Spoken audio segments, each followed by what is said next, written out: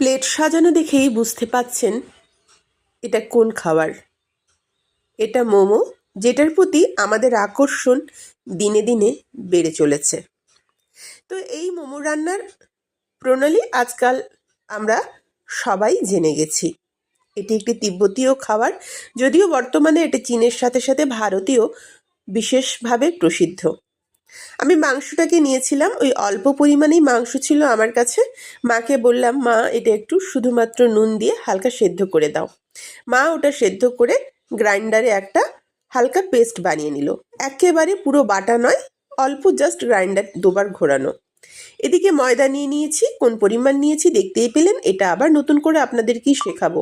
আপনারা সবাই যারা রাঁধুনি, ময়দা মাখা সবাই পারবেন। সাথে নিয়েছি একটু নুন।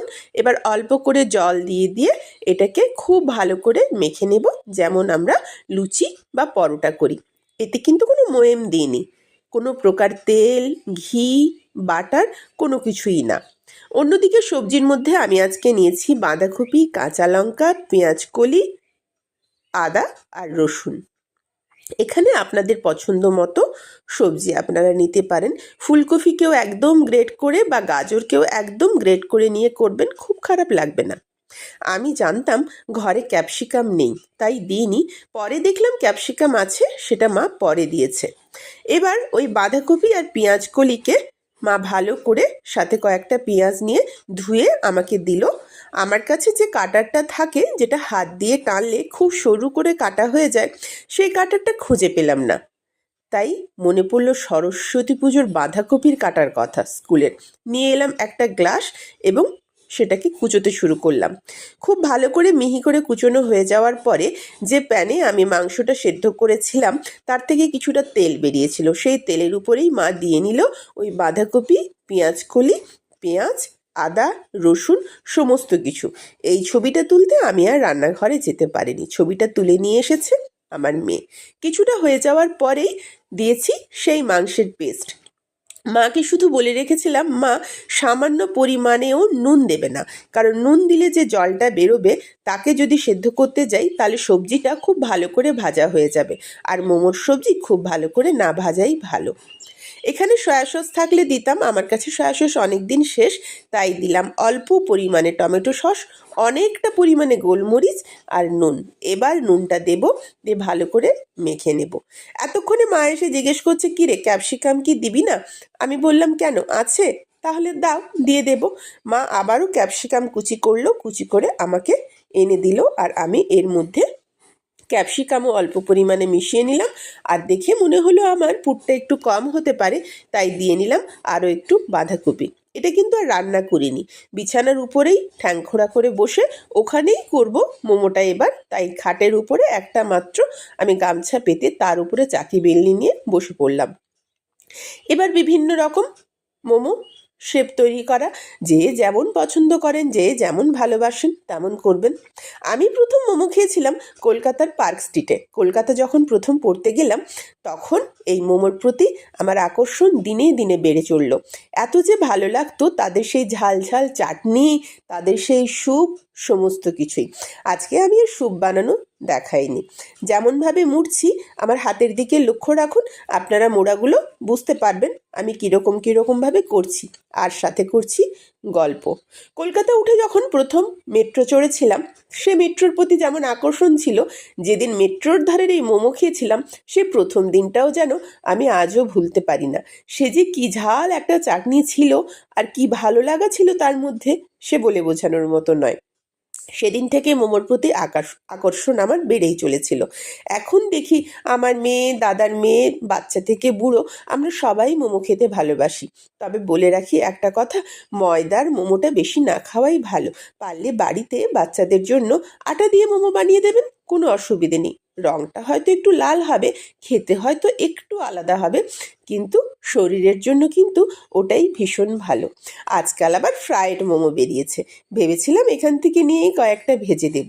তারপর ভাবলাম, না থাক, খোঁড়া ঠেঙে বেশি লাফাঝাপা করে লাভ নেই, আমার মাই জলে এটাকে সেদ্ধ করবে। এবার অনেকগুলো পুর ভরে ভরে আমি কিন্তু অনেকগুলো দেখিয়ে দিলাম কিভাবে মুড়তে লাগে, কেমনভাবে মুড়তে লাগে। আপনারা নিশ্চয়ই সেগুলো সব দেখেছেন, লক্ষ্য করেছেন যেভাবে কিভাবে আমি মুড়ছি। তাই অনেক রকম নকশা আমি করে দেখিয়ে দিয়েছি। যার যেগুলো পছন্দ হবে সে সেরকমভাবে মোমোটা মুড়ে নেবেন। আমার মেয়েরা আবার একেবারে গোল করে মুড়ে মাঝখানটা ফাঁকা রাখাটাই বেশি পছন্দ করে। আমি ওইগুলোও মুড়েছি, সবশেষে আপনাদেরকে দেখাবো কতগুলো মুড়েছি।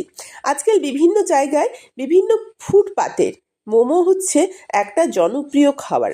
আমরা যেখানেই ঘুরতে যাই না কেন প্রত্যেক রাস্তার ধারের ফুটপাতে দেখতে পাই এই মোমো বিক্রি চলছে। মোমো বিক্রি করে আজকাল অনেকে তাদের জীবনযাত্রা, তাদের জীবিকাও নির্বাহ করে। মেদিনীপুরে আমি যেখানে থাকি তার পাশাপাশি অনেক মোমো স্টল হয়েছে, মোমোর দোকান হয়েছে। ভালোই লাগে। আমরা যখন বাইরে কোথাও যাই, কিছু খাই আর না খাই, মোমো দেখলে যেন জিভ থেকে জল পড়ে।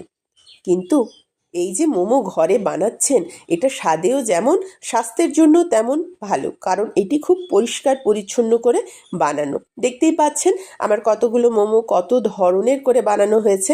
কিছুগুলো প্যাটিস আকারের করেছি, কিছুগুলো পিঠের মতো, কিছুগুলো মোমোর মতো। সবগুলো নকশাই কিন্তু আপনাদের দেখিয়েছি। এবার এই ফুটো ফুটো করা পাত্রের উপরে আমি তেল ব্রাশ করে নিয়েছি, আমি নয়, মা করে দিয়েছে। তারপরে সবগুলো মোমো এর মধ্যে সাজিয়ে দেব। মা কড়াইয়ের মধ্যে জল বসিয়েছে, যাতে জলটা কিন্তু দেখবেন মোমোর গায়ে না লাগে, শুধু ভাপটা লাগে। তারপরে এগুলোকে সেদ্ধ করে নেব। রান্নাঘরে যদি এখন কাজ করতে পারতাম তাহলে হয়তো আপনাদের আরও ভালো করে, আরও স্পষ্ট করে দেখাতে পারতাম, কিন্তু এইভাবে তো কাজ করতে আর এখন পারি না অনেকটা। তাই মা সেদ্ধ করলো আর মেয়ে ছবিটা তুললো। এভাবে প্রথমটা হয়ে যাওয়ার পরে আমি আবার দ্বিতীয় ক্ষেপ মোড়া শুরু করেছিলাম। দ্বিতীয় ক্ষেপে যদিও প্রথম কিছুটা কম ছিল, তাও সবগুলো মোমো আমরা ধীরে ধীরে সেদ্ধ করে নিয়েছি। এখানে শুধু একটা কথাই বলার আমাদের, যে মোমো যারা তৈরি করে তারা কিন্তু যে একটা খুব ভালো ব্যবসা। কেন বলছি, আমি এখানে যে পরিমাণ মোমো করেছি তাতে প্রায় 35টা মতো মোমো হয়েই গেছে। আর খরচ তো মাত্র নামমাত্র, 70 থেকে 80 টাকাও মনে হয় আমার খরচ হয়নি। তাহলে পুরোটাই বাকিটা লাভ আর পরিশ্রম। তাই এই ব্যবসা যারা করে তারা কিন্তু লাভবানই হয়, কারণ কত প্লেট যে মোমো তারা সারাদিনে বিক্রি করে তার কিন্তু ঠিক নেই। আমার কিন্তু ভালো লাগে। আমি শুধু মাঝে মধ্যে ভাবি, আমি যদি চাকরি না করতাম আমিও হয়তো এরকম কোনো স্টল দিতাম। হাসবেন না কিন্তু শুনে, কোনো কাজ কিন্তু ছোট নয়। যে কাজ পারেন, যে কাজ যার ভালো লাগে সেই কাজ সে করতে পারেন। কারণ আমি বারবার বলি, চুরি ডাকাতির থেকে পরিশ্রম করে খাওয়া অনেক ভালো। দেখতেই পাচ্ছেন আমার মোমোগুলো সেদ্ধ হয়ে গেছে। এবার সেগুলোকে আমি উঠে গেছি চাটনি করব বলে, তাই মাকে বললাম, মা তুমি ছাড়ো, আমি এগুলোকে খুলে দিচ্ছি। তারপর একটা একটা করে খুলে আমি অন্য একটা পাত্রে রাখছি। চাটনি কী দিয়ে করব? খুব সহজভাবে। এত সহজ চাটনি আপনারা খুব কম করেছেন। আজকে কিন্তু আমি স্যুপটা দেখাইনি, স্যুপটা করাও কিন্তু ভীষণ সোজা। এই যে পাত্রে আমি একবার সেদ্ধ করেছিলাম সেই পাত্রেই পরের বাকি মোমোগুলো দিয়ে নিলাম। এগুলোকেও আমি সেদ্ধ করে তুলে নেব। যে মশলাটা আমরা তৈরি করেছিলাম, গরম জল ফুটে উঠলে সেই মশলাটা দিতে পারেন, আর তার সাথে কিছুটা চিকেন স্টু ব্যবহার করতে পারেন, তাহলেই স্যুপ তৈরি।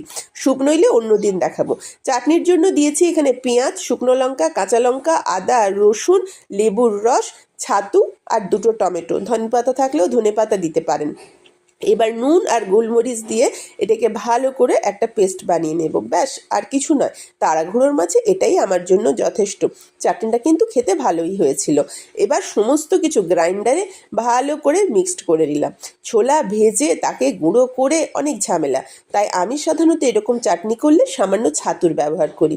ঝালটা আরও একটু দিলে ভালো হতো, কিন্তু আমার 2 মেয়ে খাবে বলে আমি ঝালের পরিমাণটা কমিয়ে দিয়েছি। দেখুন প্লেটে সাজিয়ে দিলাম, কি দোকানের মতো লাগছে তো? আমার তো মনেই হচ্ছে, আর বেশ ভালো লাগছে। 5 টাকায় দোকানে 50 টাকা কি 60 টাকা নেয়, তাহলে আমার কিন্তু অনেকগুলো মোমো হয়ে গেল। আজকে আমি কিন্তু অনেকগুলো টাকা সাশ্রয় করে ফেললাম। খাটের উপর বসে আছি তো কি হয়েছে, টুকটাক এগুলো তো করা যায়। সারাদিনের সব কাজ আমার মাই করে নেয়, আমি তো শুধু বসেছি আর খাচ্ছি। তাই ভাবলাম আজকে একটু মোমো করি। কেমন হয়েছে দেখতে জানাবেন, কিন্তু ভুলবেন না, অবশ্যই জানিয়ে যাবেন আমাকে একটু।